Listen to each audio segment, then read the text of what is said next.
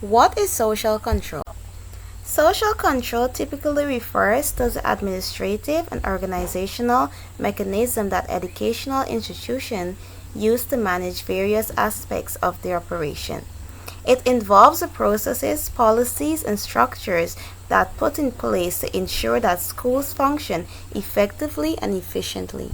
So here are four students who will share common behaviors among their peers in the classroom and also state how the teachers usually deal with these kinds of students.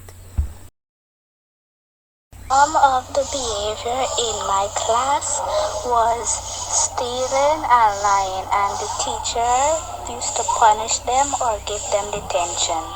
I am 11 years old. I am in grade 6. Some common behavior of the children in my classroom are making loud noises when the teacher is teaching and fighting in the classroom. The way the teacher deals with the pupils is by telling them to stand up and put their hands in the air.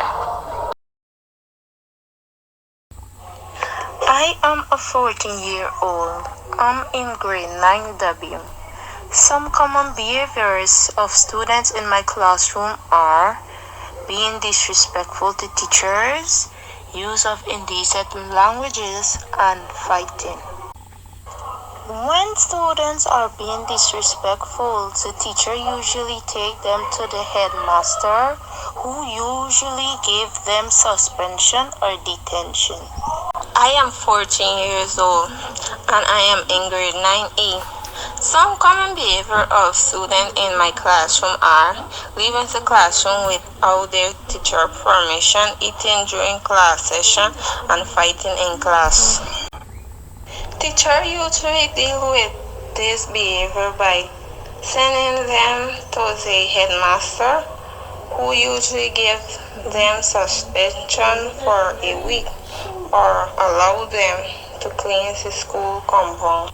Next, we have two parents who will share how schools can control social behavior. School plays a significant role in maintaining social control by instilling societal norms, values, and behavior in students. Here are two ways school can maintain social control. 1. Discipline and rules. Schools establish rules and code of conduct that students are expected to follow. These rules help create a structured environmental and promote obedience to authorities figures.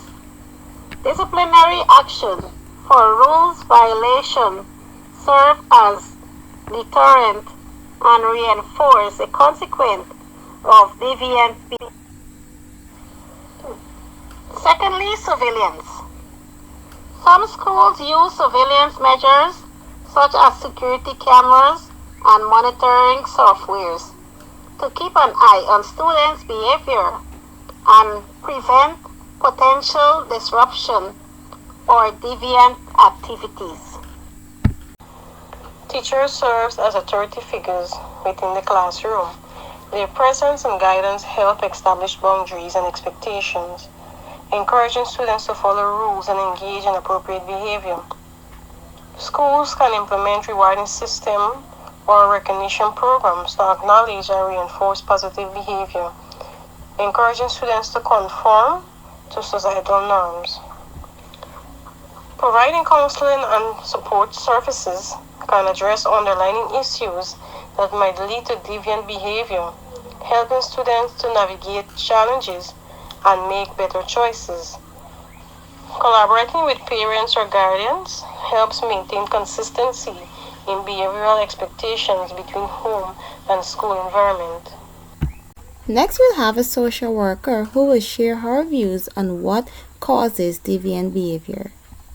Seen countless cases of deviant behavior in children, and these cases continue to increase and increase more and more.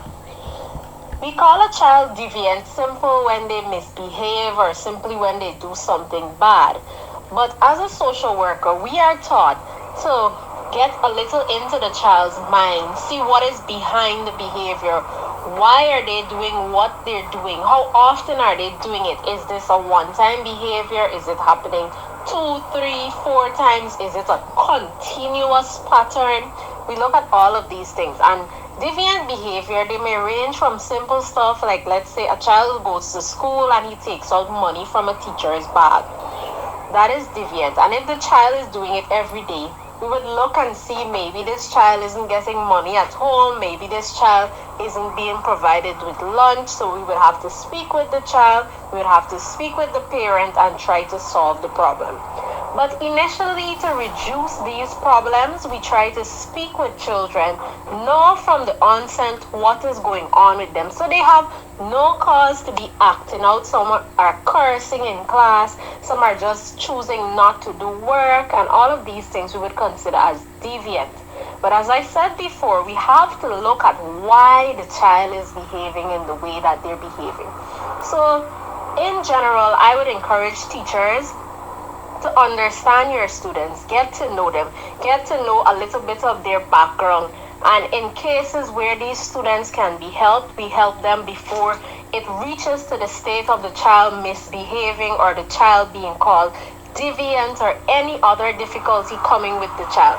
We try to fix the problem from the root before it gets up. As they say, you train up the tree. From when the tree is small, you try to bend it in the direction you want it to go. You can't wait until it's big and then just leave it. So from a child is in primary school or even in nursery school, we start working with them and making sure that they have what they need. So when that child gets to secondary school and that child is going in the supermarket and picking up something, or they're running here, they're running there, we know for sure that we would have fixed that problem before it got that far. Because in a lot of situations, we would say you start small before you get big.